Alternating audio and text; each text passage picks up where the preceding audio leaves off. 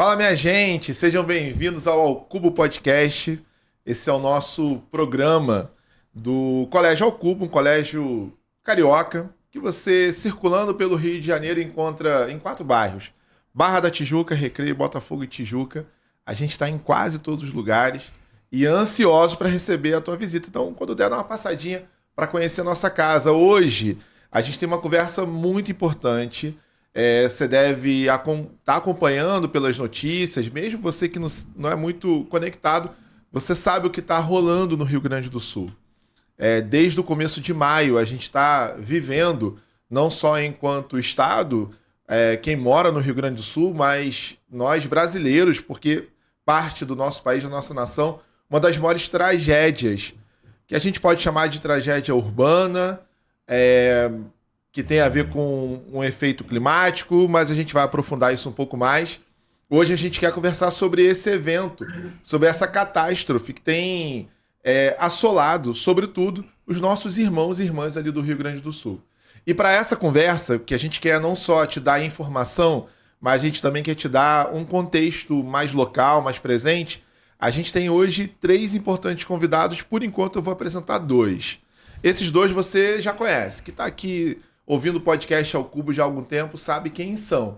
Então eu tô aqui com, inclusive, 2 grandes amigos.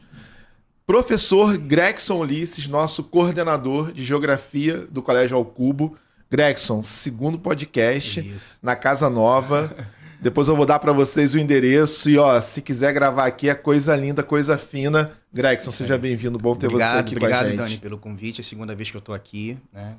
Numa temática importantíssima, né, que, como você falou, não é uma tragédia só do Rio Grande do Sul, né, é uma tragédia brasileira. Feliz de estar aqui do lado do meu amigo também, Paulo, cara que eu tenho muito apreço, muita empatia, né, só coisas boas para falar sobre ele. Maravilha. E do lado do Gregson, você que está vendo no vídeo, já viu aí esse moço com a barba bem feita, né, uma camisa bem ajeitada, uma coisa assim, é outro patamar. É esse rapaz, Paulo Rogério de Andrade. Paulo Rogério de Andrade, professor de várias matérias de ciências humanas. Circula, inclusive, Gregson, eu sempre digo que um dia ele vai dar aula de geografia. Com certeza. Ele fala que não. Capaz ele é, com certeza. Eu fiz matéria de Geohistória na faculdade. Então, Geohistória na UF tem... Paulo já tem esse negócio também de... Tem, Geohistória. Então, não tem, mas da aula não. A gente chega lá. Queria agradecer, é um privilégio estar aqui. Não só porque eu gosto da dinâmica do podcast, porque acho que é importante, é uma ferramenta incrível, mas está bem acompanhado do meu amigo Gregson Ulisses. Já brinquei que é a última encarnação dele nesse planeta, então quem não conhece tem que conhecer para não perder. Obrigado. Discutir um tema importante, relevante, que impacta não só o Rio Grande do Sul, mas a sociedade brasileira como um todo, como a gente viu, e trazer aí alguém que estava lá, alguém que eu tenho um carinho enorme, indescritível, e que estava lá e teve um papel muito relevante nisso tudo. Então eu estou bem feliz mesmo. O Paulo que é um dos nossos diretores ali do Colégio Ao Cubo, importante também registrar isso. E esse lugar que o Paulo ocupa, da direção, coloca ele em contato direto com essa nossa convidada hoje. Por isso eu queria que, Paulo, você apresentasse e desse o contexto, inclusive falasse um pouco sobre como ela impactou o seu olhar, né, com relação ao que está acontecendo no Rio Grande do Sul. Exato. A nossa convidada hoje é a professora Márcia, tá aqui, né, linda, maravilhosa. É alguém por quem eu tenho uma estima, assim, bem suspeita pela história de vida, pela profissional que é, pela educadora que é. E já trabalhamos juntos há algum tempo, já convidei para outros projetos. E sempre que chamo, sempre me surpreendo positivamente, ou pela qualidade do que ela entrega, ou por uma história muito engraçada que ela entrega também. Mas isso aí a gente deixa, né, para bastidores, a gente coloca depois nos comentários o que acontece. Então, Márcia é diretora do Colégio Leonardo da Vinci, um dos maiores colégios do Rio Grande do Sul. Teve um papel, né, assim, magistral, assim, na contenção de todos os problemas que aconteceu e muito imediato. Antes de passar a palavra para você, Márcia, agradecer o convite e contar que nós estávamos numa reunião de diretores na sexta-feira, que antecedeu o show da Madonna, que para a gente aqui no Rio é uma referência, é um marco. e que a imprensa ainda não tinha noticiado o tamanho do que estava acontecendo aqui. E para a gente foi um relato muito, muito emocionante quando você trouxe na nossa reunião de diretores a situação de Porto Alegre, a situação do Rio Grande do Sul, a situação do Leonardo da Vinci e depois, né, o nosso amigo Rubem colocou também, que é o diretor do Colégio Unificado, e trouxe também o que estava acontecendo. Então, o objetivo é trazer você aqui para dar esse relato, junto com o Gregson, junto com o Daniel, para a gente poder falar um pouco do que aconteceu, não só informando, mas também formando nossos alunos com senso crítico, com posicionamento, com a ideia de prepará-los mais do que para uma prova, mais do que para um posicionamento do que o Enem ou uma prova ou outra pode cobrar, mas como cidadão. Então isso para a gente é um valor inegociável e por isso a minha alegria de estar aqui com você. Obrigado por ter aceito o convite, Márcia. Seja bem-vinda, Márcia. Obrigada, queridos. Obrigada, Paulinho. É um prazer fazer parte desse Ao Cubo Podcast. Eu adoro essa escola porque gosto demais das pessoas que trabalham nela. Quando eu vou ao Rio de Janeiro, eu tive algumas visitas no Rio de Janeiro e pude visitar o Ao Cubo e me encantar, não só com o espaço do Ao Cubo, mas me encantar com as pessoas, com o brilho no olho, pela educação, enfim, e pelo acolhimento generoso a mim, que venho do Rio Grande do Sul, e que aí, com certeza, um dia a gente vai contar histórias pitorescas de uma gaúcha na terra amada e linda e maravilhosa que é o Rio de Janeiro. Mas, na realidade, falar desse momento no Rio Grande do Sul é sempre muito emocionante. Eu me emociono em alguns momentos, apesar de tratar isso como uma questão também científica, como uma questão de conhecimento, né? Como um objeto de conhecimento, eu também preciso dizer que eu estou misturada com isto. E por essa razão eu me emociono quando falo. Então eu peço desculpa se eu chorar, Paulinho, Gregson e Daniel, mas é porque além de eu ser chorona, eu estou vivendo essa situação e enxergando a dor do meu povo e a dor do povo brasileiro ao nos ajudar, a se empenhar em nos ajudar, né? E isso me comove de várias formas. O nosso CEO me perguntou numa reunião, o André Guzman, né? Me perguntou numa reunião assim: quais são os sentimentos que levam, que aparecem dentro de ti depois desta enchente? E eu disse para ele que sentimentos opostos, compaixão, tristeza, estão de um lado por ver um povo sofrido, diferentes classes sociais tentando buscar auxílio para superar a dor de perder tudo, de perder seus bens materiais, mas, acima de tudo, perder as suas memórias, as suas histórias, porque não são só bens materiais. Junto com as casas, vão os espaços, os móveis, as fotos que pertenceram a um tempo histórico de cada um, de cada família. Vão os guardanapos que a avó fez para o casamento da mãe.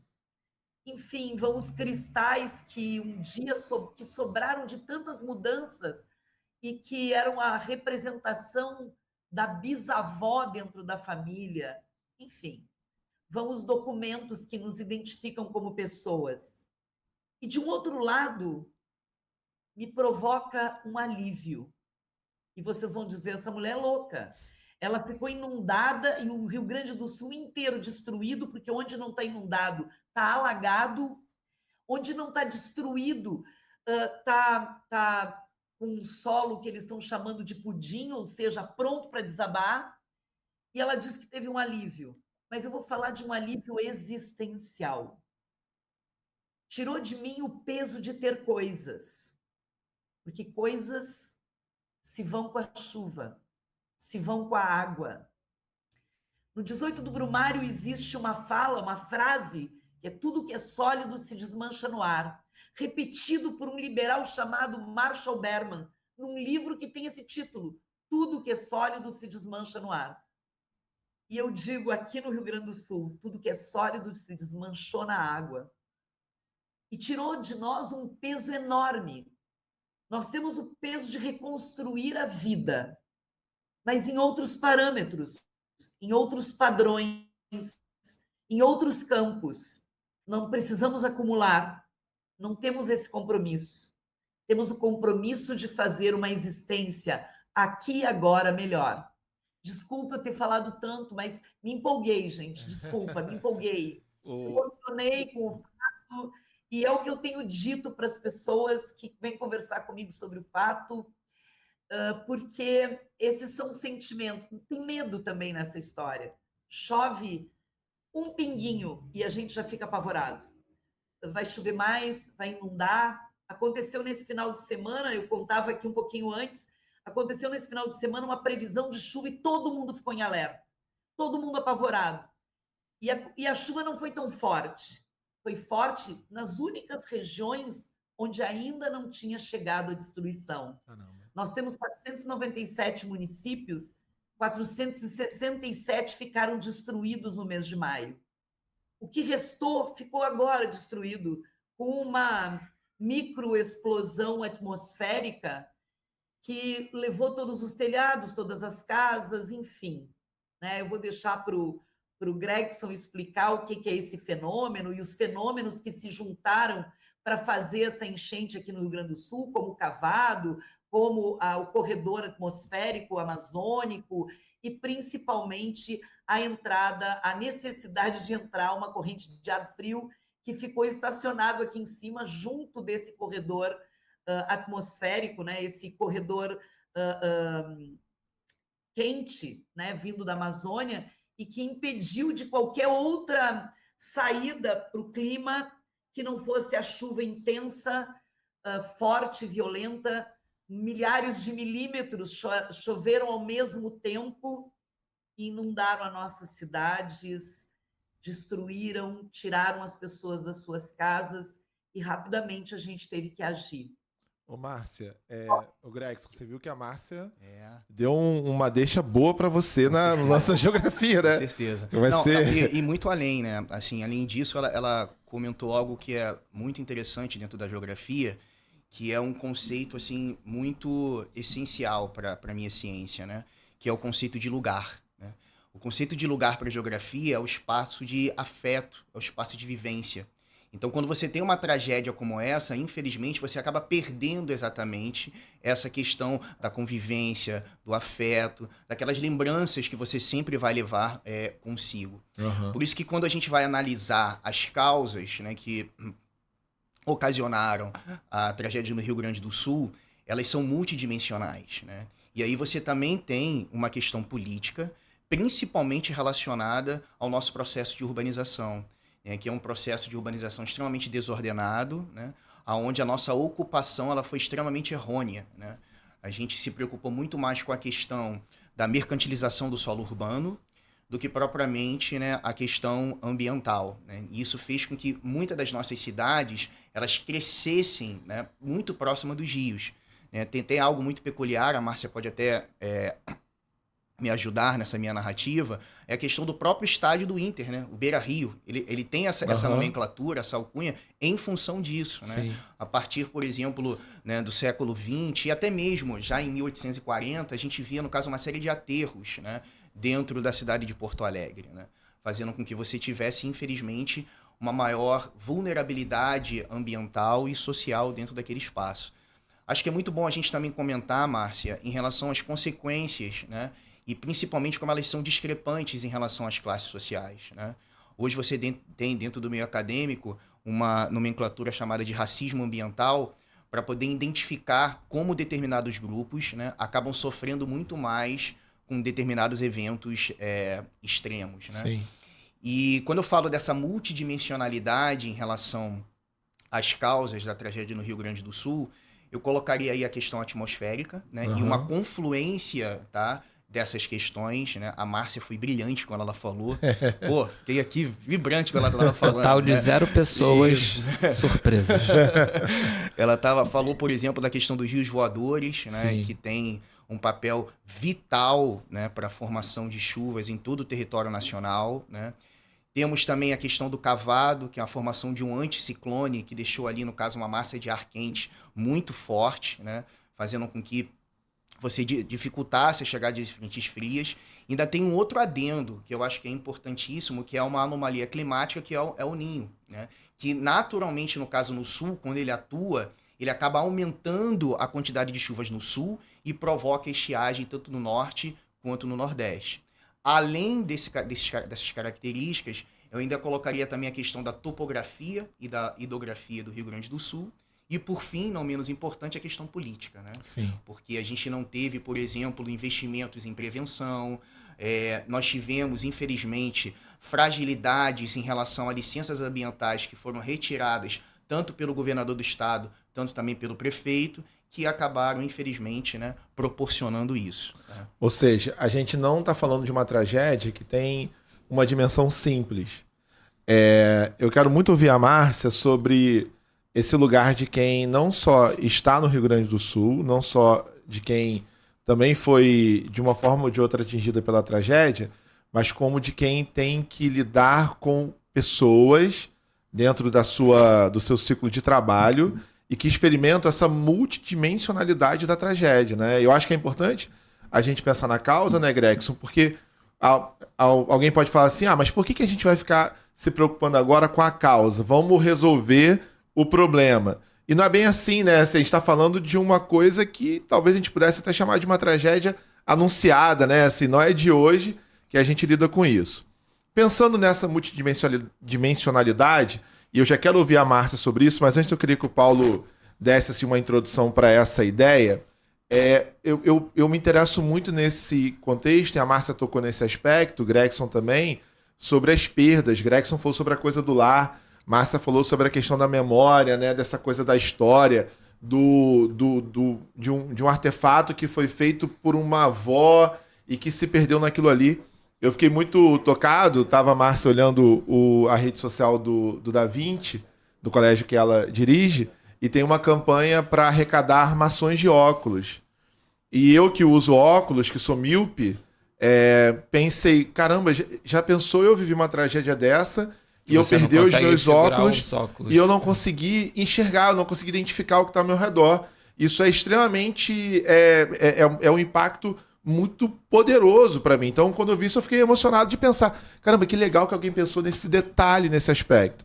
Paulo, como é que a gente enxerga o tamanho desse prejuízo que vai muito além do material, né? É o que eu falei, não é só uma armação de óculos, é você conseguir enxergar, identificar talvez uma pessoa que você perdeu naquele processo todo e você está procurando, e a pessoa que você espera encontrar para saber se está viva talvez esteja chegando e você não consegue reconhecer a pessoa, né?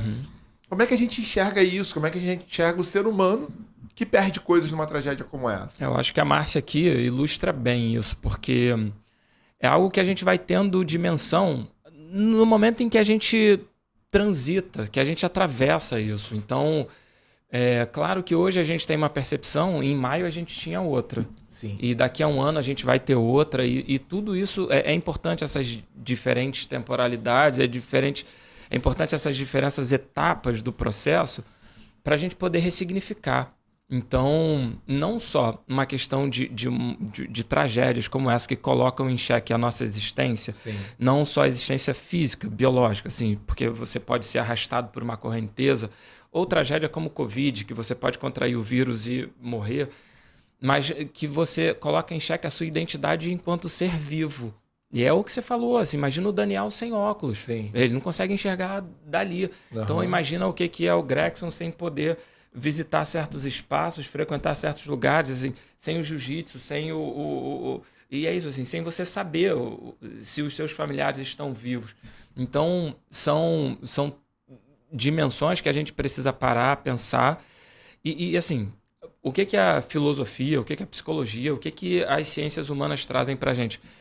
Tem todo um protocolo de atendimento psicológico para pessoas em tragédia nesses momentos, porque, né, não teria funcionalidade nenhuma se eu, nessa reunião que eu comentei com a Márcia, ela, ao se emocionar, falar sobre o tamanho do que estava acontecendo, se eu dissesse alguma coisa do tipo, vai passar. Se eu dissesse alguma coisa do tipo... enfim, de alguma maneira tentasse reduzir o sofrimento de quem está ali. Então, em termos de atendimento, seja médico ou psicológico, tem todo um procedimento para dinâmicas de emergência, para dinâmicas de tragédia.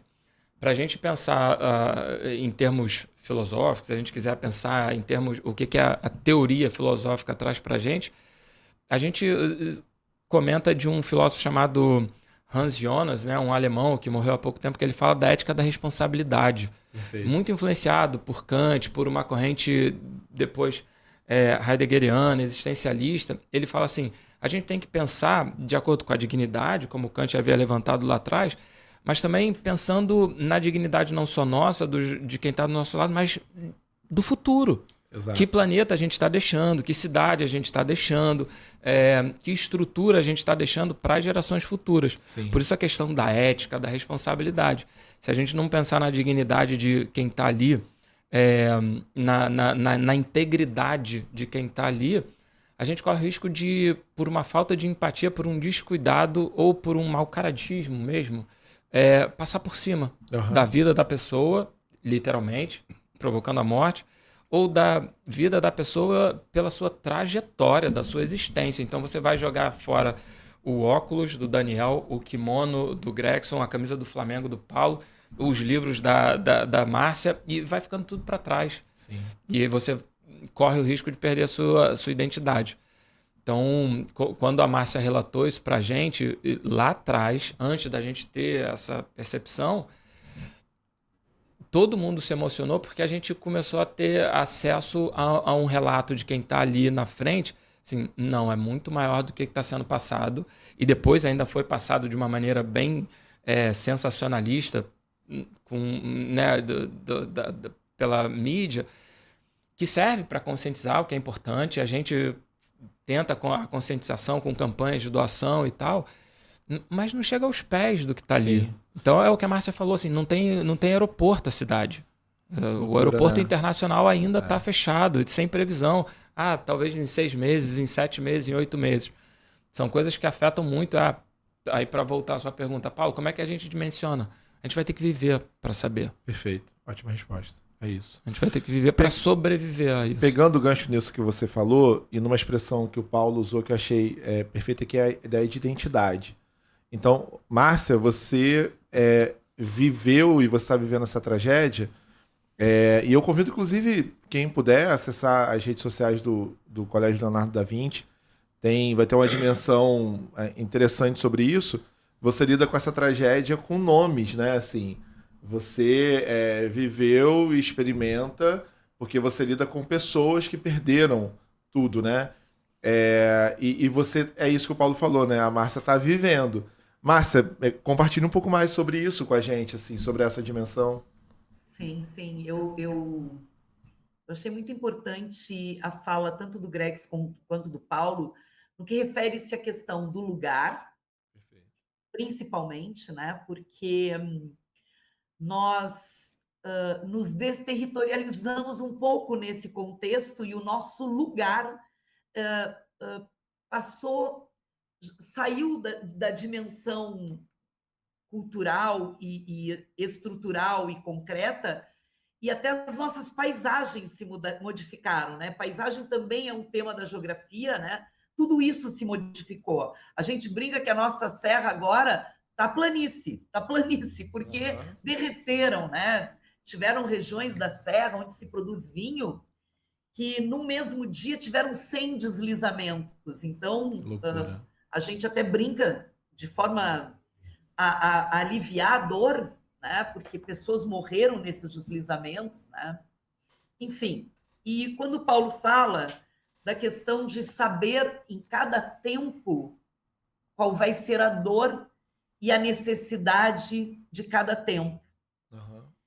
E também do quanto a gente, às vezes, para diminuir a dor do outro, e em qualquer situação, não só numa tragédia dessa dimensão, mas em qualquer situação, e a gente tenta minimizar o ocorrido, do tipo, foram só perdas materiais, ou do tipo, que bom que ele morreu quando alguém morre, né? Que bom que ele morreu dormindo. Mas tu está sentindo uma dor horrível porque está perdendo as coisas, né? As pessoas, as lembranças, as memórias, enfim. O que eu penso que é mais importante é escutar as pessoas, ser ouvido. Mais do que boca, sermos ouvidos das pessoas. Porque elas vão dizendo as suas necessidades. No início da tragédia, nós corremos para transformar o CLV de Porto Alegre em locais de arrecadação de mantimentos, de comidas prontas, quentinhas, né? Porque as pessoas perderam fogão, geladeira, enfim, não tinham onde cozinhar. Não dava para dar um saco de feijão e de arroz, porque não tinha o que fazer, né? Onde fazer.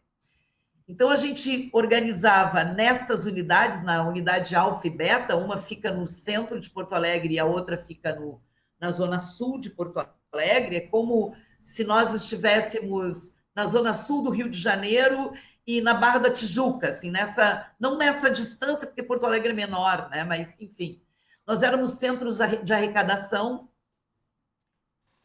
de alimentos, de roupas, de colchões, de água potável, porque cortaram, né, o fornecimento de energia elétrica e de água. E na nossa outra unidade, que fica em Canoas, ela não estava alagada, era também o único bairro não alagado da cidade, nós transformamos em abrigo.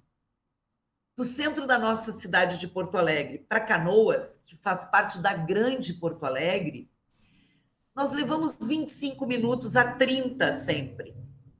Como o nosso ir e vir ficou limitado, nós tivemos que esperar criarem corredores humanitários para que a gente pudesse passar com mantimentos.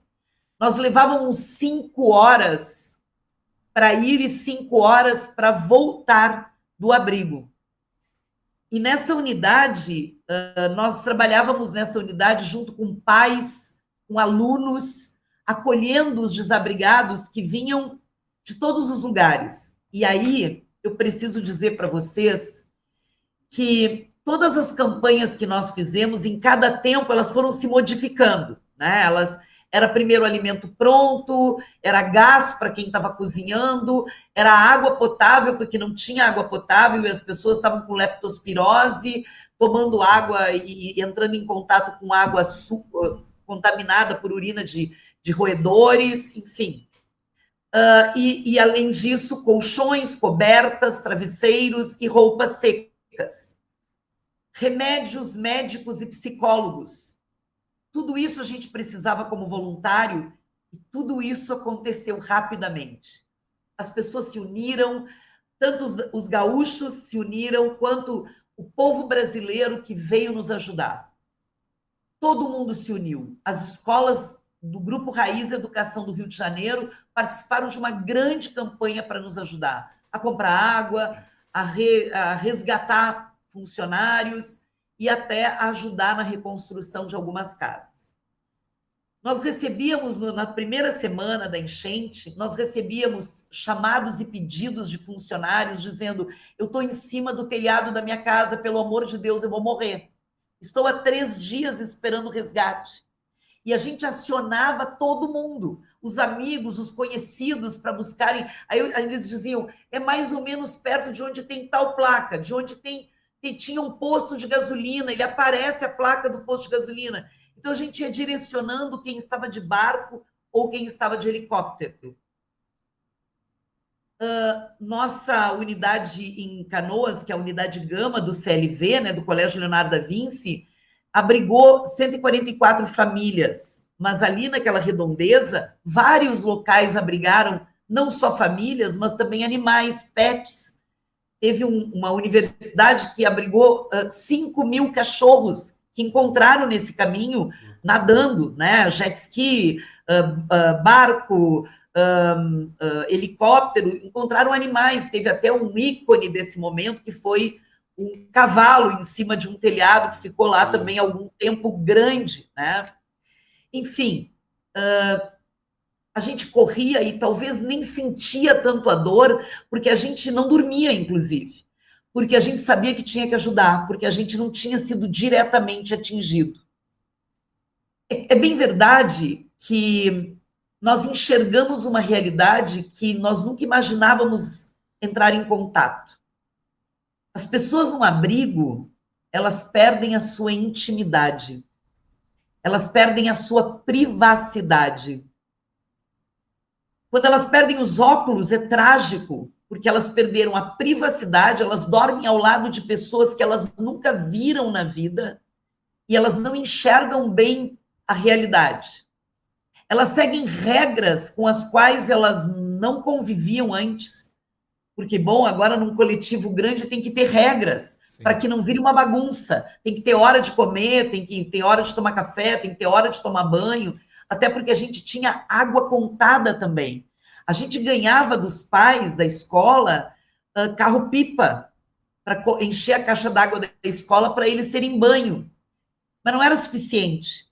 Nós abrigávamos, além dessas 144 famílias, nós abrigávamos os bombeiros e os auxiliares, os socorristas, né, da SAMU, que vinham de Roraima, do Acre, do Rio de Janeiro, de São Paulo, de Curitiba, enfim, de todo o Rio Grande do Sul, de partes do Rio Grande do Sul, e também de Santa Catarina. Enfim, eu estou sendo assim até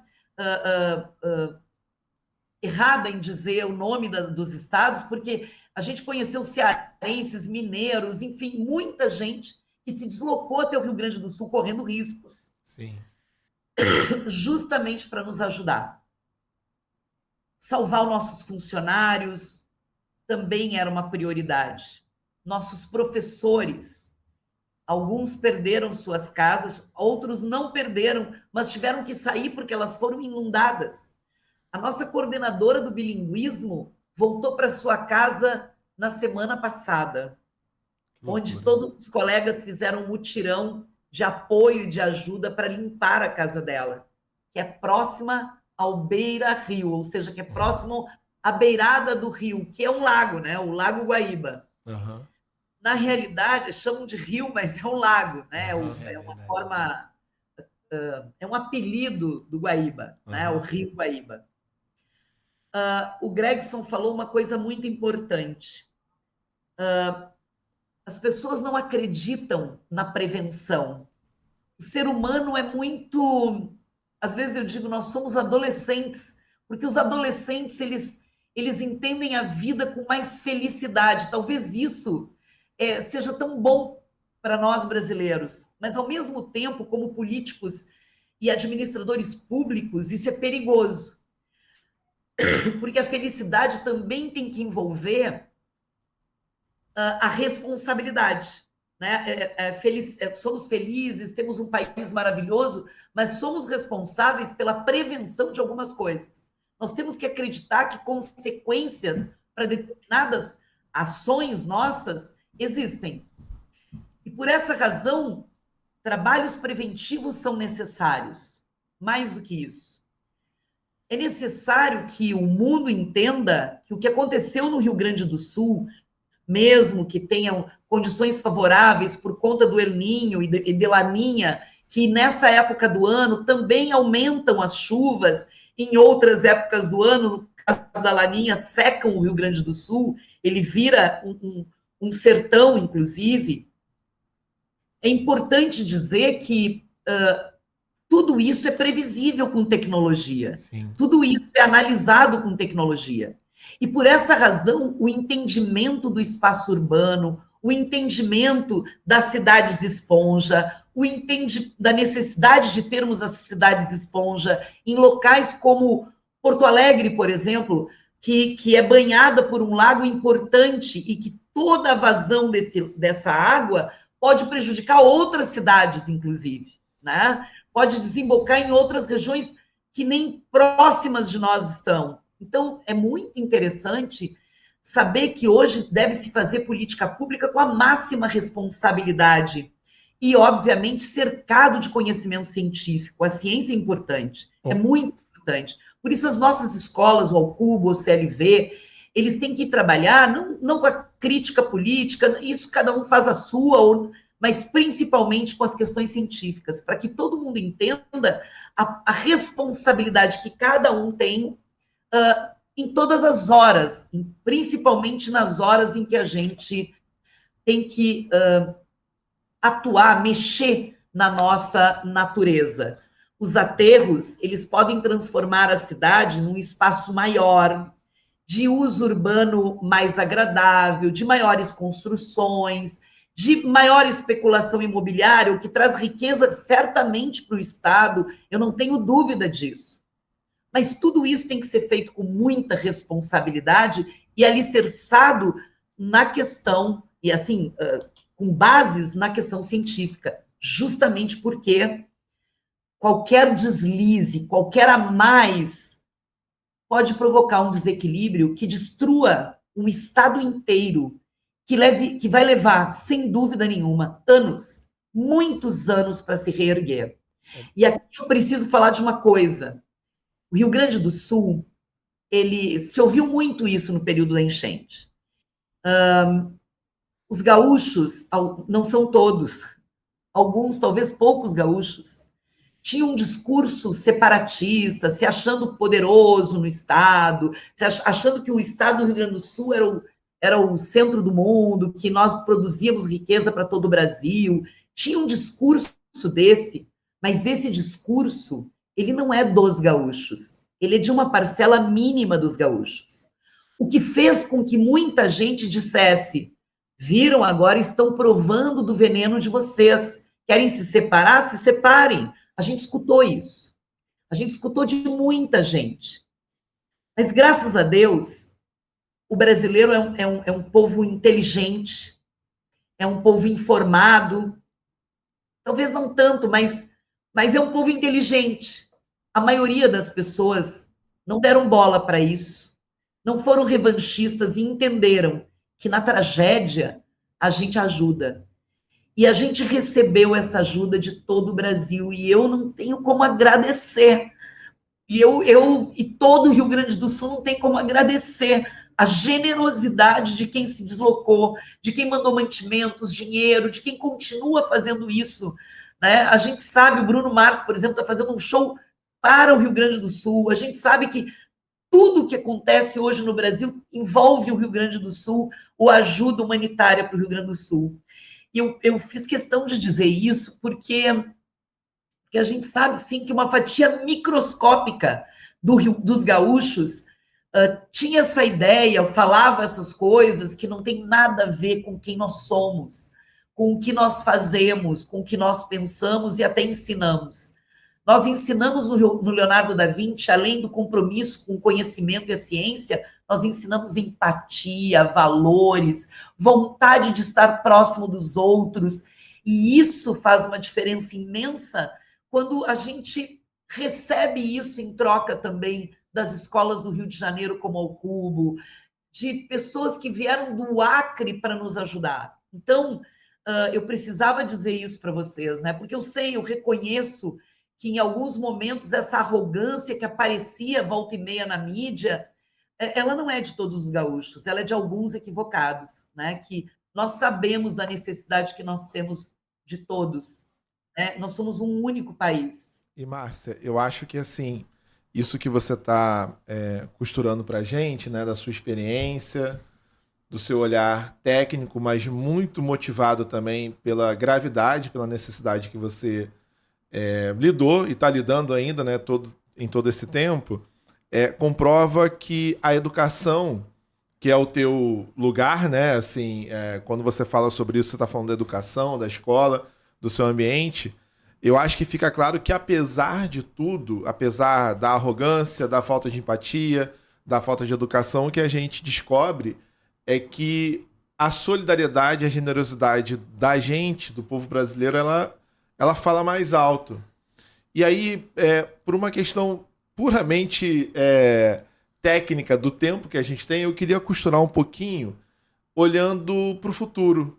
E aí, obviamente, longe de perder uma sensibilidade com o presente que a gente ainda está vivendo, mas pensando no olhar para o futuro, que projeta o olhar de hoje para frente. como é que a gente enxerga uma saída para isso, né? E eu queria ouvir vocês três. Mas eu queria começar agora com o Gregson, né? Assim, Gregson, como é que a gente manipula, como a Márcia falou, né? Assim, para além de várias abordagens, olhando para a ciência, como é que a gente enxerga esse futuro? Assim, a gente tem como sair disso? Como é que a gente sai? Como é que a gente propõe? Que tipo de ação? Para onde que a gente consegue olhar agora? Essa é uma excelente pergunta. Mas antes eu queria comentar algo que a Márcia falou, que eu acho que é importantíssimo, né? Essa questão da solidariedade, né? Vocês sabem que eu gosto muito de rap. Né? E o Emicida, ele tem uma frase que eu acho sensacional e que vai muito nesse momento que a gente está vivendo agora, né? O ser humano são como as palavras, né? Só ganham sentido quando elas estão juntas, né? E eu acho que isso é bem peculiar o que a gente está vivendo agora. Em relação, tá, ao que a gente pode visualizar, né? Especialmente baseado na ciência, eu prometo que eu vou ser curto, né? Apesar de eu poder falar muita coisa aqui, a gente tem que salientar que, antes de mais nada, as cidades brasileiras precisam urgentemente de uma reforma urbana, né? A gente fala muito de uma reforma agrária, que ela, né, precisa ser feita no Brasil, e precisa, né? Até porque, né, no Brasil a quantidade de latifúndios improdutivos que a gente tem é enorme, mas a gente também tem a necessidade de fazer reformas urbanas, porque o Brasil ele muito mais se desruralizou do que se urbanizou, né? Grande parte, por exemplo, das nossas metrópoles são metrópoles sem urbanidades, né? Sem infraestrutura. E aí a gente se direciona para a ciência, por exemplo, para a gente trabalhar, por exemplo, questões relacionadas a cidades inteligentes, né? Cidades, por exemplo, que tem o asfalto, né, que ele acaba sendo permeável, onde você diminui o escoamento superficial da água.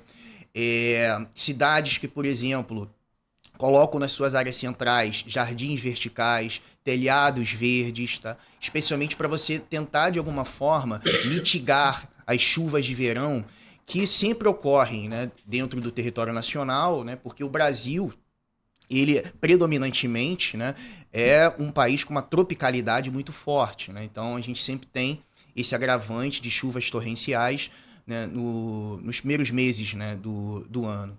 Além disso, dentro dessa reforma urbana que eu acabei de mencionar, urge a necessidade de a gente diminuir a especulação imobiliária, né, para ontem, Dani, Paulo e Márcia. Eu estava fazendo alguns estudos, né, antes de eu vir para cá, alguns números só para a gente, no caso, ter mais ou menos uma noção. Porto Alegre, por exemplo, tem 100 mil imóveis abandonados. Rio de Janeiro, 383 mil. São Paulo, 590 mil imóveis abandonados. E aí, quando você vai visualizar a população que está na base da pirâmide social, qual o espaço geográfico que sobra para essas pessoas dentro da cidade? Sim. Elas vão ocupar áreas menosprezadas pelo poder público e pelo poder privado. Sim. Que vai ser aonde? Áreas de córregos e rios ou áreas de encosta, perfeitamente, né? E aí, só para encerrar aqui a minha fala, né, eu estava fazendo um outro estudo também. Ano passado ocorreram, Dani, 1.114 desastres naturais no Brasil. 3 por dia. Desastres naturais ou ocasionados por questões geológicas, especialmente movimentos de massa, ou ocasionados por questões, né, hidrográficas, né? Então, a gente trabalhando com a ciência para criar cidades inteligentes, com políticas de prevenção, a gente consegue mitigar isso, tá? Choveu muito em Porto Alegre, choveu muito em São Paulo ano passado, choveu muito em Petrópolis em 2022, sim, mas a gente consegue, com políticas públicas coerentes, mitigar esses problemas. Hoje a gente já tem, por exemplo, um monitoramento muito interessante, tá? Que a gente já consegue, no caso, verificar quais são as áreas mais suscetíveis. Sim. Então, o que a gente tem que fazer nesse momento, né, é, de alguma maneira, criar políticas de prevenção, né? Perfeito. Paulo, e aí a gente encerra com essa pergunta para a Márcia. Mas, Paulo, antes da gente passar para ela, como é que a gente olha para o futuro? Eu acho que o Gregson deu um aparato técnico interessantíssimo, assim. Se algum gestor público estiver ouvindo a gente, pode consultar. Depois a gente manda o e-mail do Gregson que ele está com o estudo pronto, preparado. Mas, Paulo, olhando para o indivíduo, para a sociedade, a gente olha para o futuro, tem caminho para isso? Assim? Dá para a gente esperar algum tipo de mudança? A gente tem para onde ir? Porque a técnica a gente tem, mas e aí? Eu sou um otimista incorrigível. Você me conhece. A gente tem que ter para onde ir. A gente tem que superar, a gente tem que avançar. Um livro que marcou muito a minha maneira de enxergar certos aspectos é o Sapiens, que narra ali um pouco do quanto a aventura humana de se adaptar ao ambiente, de se adaptar ao espaço, de se adaptar ao planeta, evolucionalmente falando, deu certo. Porque em termos éticos, em termos de apropriação, de utilização dos recursos, deu errado. Mas em termos de ocupação, deu certo. Então, de alguma maneira, a gente consegue, assim, a gente consegue habitar o Alasca, a gente consegue habitar o Ushuaia, enquanto espécie. A gente precisa de recursos. Quando tanto o Gregson quanto a Márcia falam de políticas públicas, reforça para mim o papel da educação, porque se você tiver uma política pública perfeita e um povo ou uma sociedade que não entende isso, que não é educada para entender a importância de uma obra de prevenção, não adianta. Assim, é como um médico que estuda anos e anos da sua vida, chega por um paciente e fala assim, você precisa cuidar da sua alimentação. Se ele não tiver estudo, consciência para saber que a alimentação impacta na qualidade do sono, que impacta no metabolismo, que impacta em uma série de outras coisas, se aquele paciente não tiver esse estudo, ele não, essa consciência ele não consegue. Então, como é que a gente olha para frente? Vou, de novo, citar os dois, com empatia, com solidariedade, assim, remontar. Eu comento isso em sala com os alunos, né, dos princípios da Revolução Francesa, o liberdade, igualdade, fraternidade. Liberdade é projeto político, é bandeira de grupos políticos. Igualdade é bandeira de grupo político, é plataforma de grupos políticos. Mas solidariedade parece que fica em segundo plano. Parece que é alguma coisa subjetiva, relegado a outros grupos ou a entidades, a igrejas, a grupos religiosos. E não, a gente precisa disso aqui. A gente precisa disso no debate acadêmico, escolar, político, no debate como um todo. Então, como é que a gente olha para frente? Levantando a cabeça e apoiando uns aos outros. Então, ouvir a Márcia me emociona de novo. E eu vou até abrir aqui. Por incrível que pareça, o momento que mais me emocionou, Márcia, foi quando você, no nosso grupo de WhatsApp, compartilhou uma dinâmica, logo no início, né, da tragédia, uma dinâmica com as crianças. Porque é isso, são crianças. Elas não têm dimensão do que está acontecendo, elas foram desterritorializadas das suas casas, das suas rotinas, talvez da sua identidade, de uma série de questões. Elas estão num abrigo, onde, como a Márcia colocou, você perde a sua privacidade. E aí, de repente, eu vi um vídeo onde educadores pararam de dar suporte, ou pessoas ali iluminadas pararam de dar suporte a outras que precisavam muito, e lembraram assim, a gente tem criança aqui. Então vamos fazer uma dinâmica com eles. Vamos entretê-los, porque é isso, eles são crianças, eles não vão conseguir se embrenhar na lama, se embrenhar numa água que corre para ajudar a resgatar um animal que está ainda preso ou levar um peso de alimento que está chegando. São crianças. Então, me emocionou muito, Márcia, quando você compartilhou o vídeo de uma dinâmica. Então, apesar de todos os pesares, e foram muitos, a gente vê ali o ser humano, assim, a criança, brincando, sobrevivendo e tocando. Parabéns, Márcia, de verdade, eu nunca vou cansar. Ô, Márcia, pegando o gancho nisso que o Paulo falou e te convidando assim, para esse olhar para o futuro, e sei que é um exercício difícil para quem está muito mais envolvida e muito mais próxima desse chão que ainda sofre tanto com os efeitos dessa tragédia, como é que a gente olha talvez para o futuro a partir desse presente, a partir da escola, né?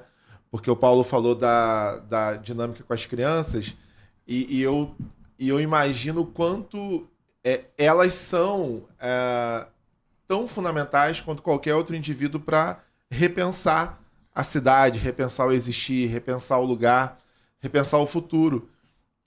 A gente brincava no começo que um dos colégios, né, a Márcia já relatou, virou um abrigo, né?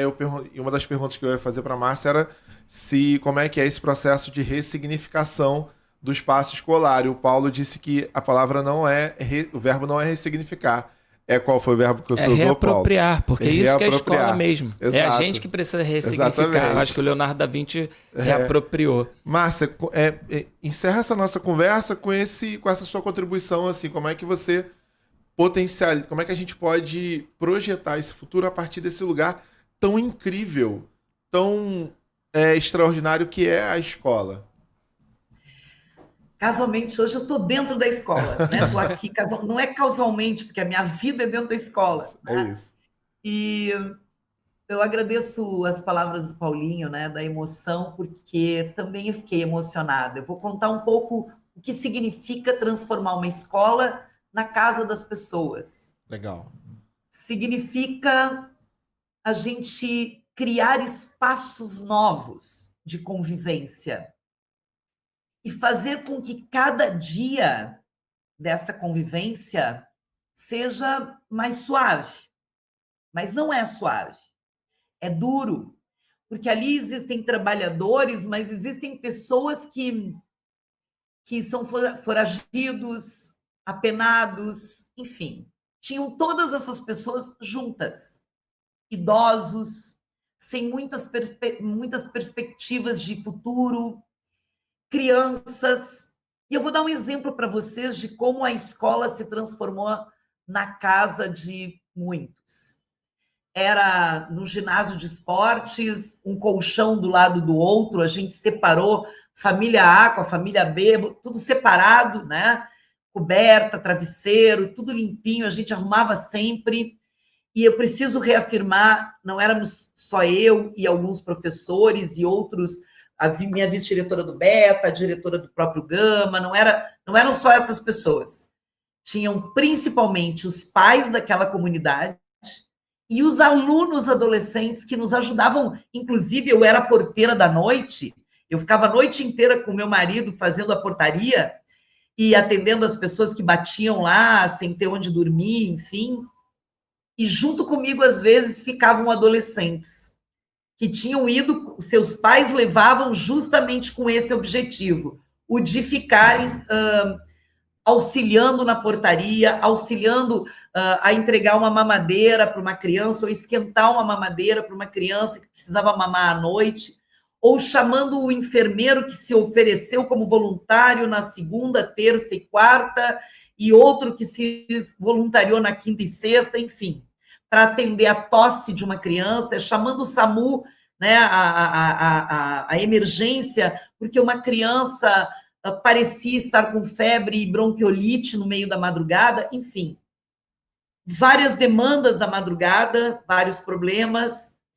E mesmo assim, no Dia das Mães, nós fizemos uma grande festa em que as crianças fizeram homenagem para suas mães, produziram cartões, a gente conseguiu uma mãe doar bombons e presentes, e algumas dessas mães nos disseram choraram todas, e algumas disseram de forma inibida, que não sabiam nem se deveriam abraçar os seus filhos.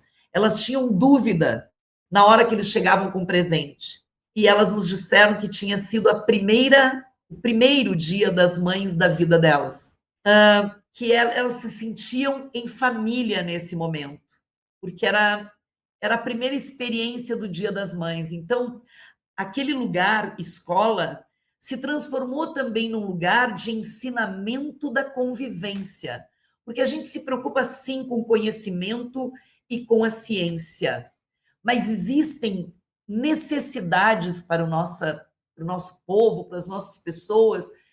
Existe necessidade, sim, de reensinar ou de ressignificar a convivência.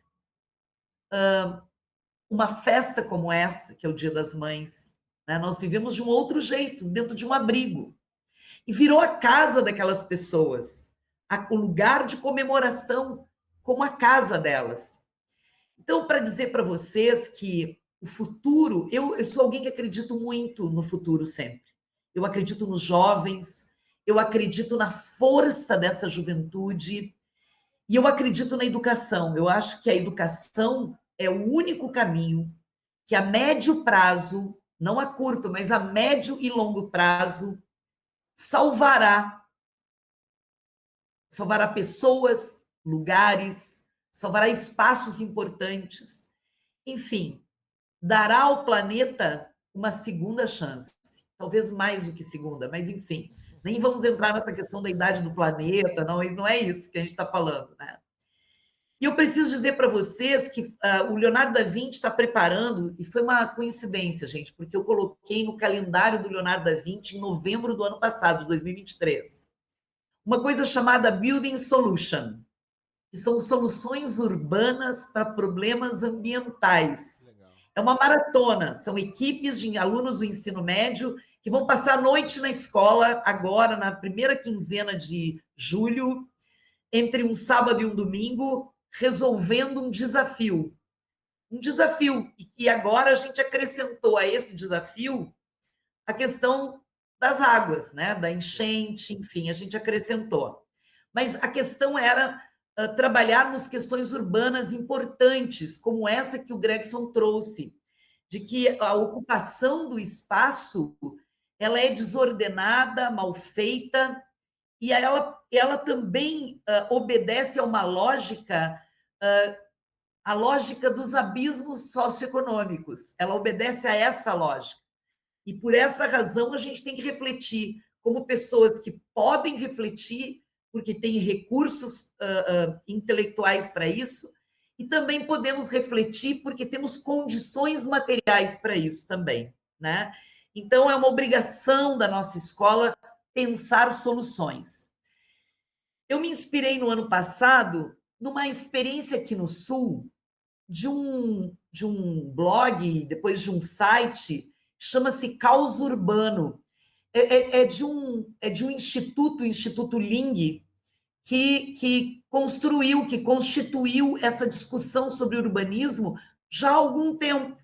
Inspirada nessa fala, né? Eu tenho um filho arquiteto e ele que me mandou o link desse site, e eu passei a seguir no Instagram o Caos Urbano, enfim, e depois o nosso engenheiro aqui do Sul, que é gerente de operações, que é o Matheus Luquina, também me mandou o link, e eu fiquei envolvida com isso e pensei, vou fazer um desafio, uma maratona de desafios para pensarmos as cidades.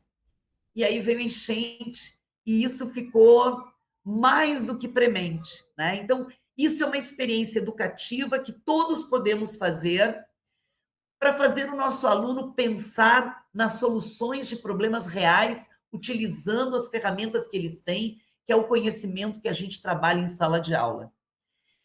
E, por fim, eu quero não só agradecer a todos os cariocas, em especial aqueles alunos e professores e diretores do Alcubo que nos ajudaram num momento muito difícil, que choraram conosco, que se emocionaram com a nossa dor, e também sugerir um filme, uma animação, que ganhou o Oscar de melhor animação em 2015, chamado A Casa de Pequenos Cubinhos. Ela representa a história que nós vivemos aqui. A história de uma enchente que deixa um homem solitário que, quando perde o seu cachimbo, vai mergulhar e vai revisitar as suas memórias históricas, aquelas que subjetivaram a sua existência, a sua vida, a sua história. É emocionante, bonito, e agora, nesse contexto da enchente, para nós, tem ainda um significado maior. É isso, Daniel, Paulo, Gregson, muito obrigada. Eu sei que eu falo demais, e antes a gente conversava sobre isso, tipo, me cortem, eu sou muito falante. Me dá um microfone e a pessoa esquece que tem que parar de falar, né? Márcia, eu prometi duas coisas pro pessoal, tanto pro Gregson quanto pro Daniel. Que você fala muito e que você fala muito bem. Então, que você emocionaria a gente. Eu falei pro Daniel, se deixar, a Márcia vai falar o podcast inteiro. A gente vai fazer um episódio de 4 horas, 5 horas e assim, e de qualidade. Porque é isso, assim. Você deixou para citar uma animação que ganhou o Oscar só no final. Então, é bom para quem tá seguindo a gente, para quem tá acompanhando até o final, para poder ver também. Mas obrigado, de verdade, Márcia. Márcia, obrigado pela sua presença, pelo seu tempo. Foi um tempo especial de escuta, de aprendizado, de conhecimento. A gente torce muito para que o tempo, de maneira muito geral nessa palavra, melhore. A gente tenha tempos melhores no Rio Grande do Sul. Muito obrigado. Gregson, meu amigo. Muito obrigado. Um prazer mais uma vez ter você pela aqui. oportunidade, né? A geografia explica tudo. A geografia explica tudo. Greg Show. Agradeço. Márcia, parabéns pelo teu humanismo. Você transmite assim, uma energia muito boa, viu? Né? Quero te conhecer pessoalmente, se eu tiver oportunidade, tá? Eu também. Valeu. Vou promover esse encontro. Eu também quero conhecer. Tá bom. Querido. Valeu, gente. Muito obrigado pela oportunidade novamente. Obrigado, E meu Paulo, amigo, Dani. Tamo meu amigo junto. Paulo Rogério de Andrade, sempre um prazer. Você que é praticamente o co-apresentador desse programa. Eu gosto. Eu me sinto à vontade. Assim, eu tô entre pessoas da mais nobre Gente, estirpe. eu preciso dizer que nunca recusou um convite. Nunca recusei.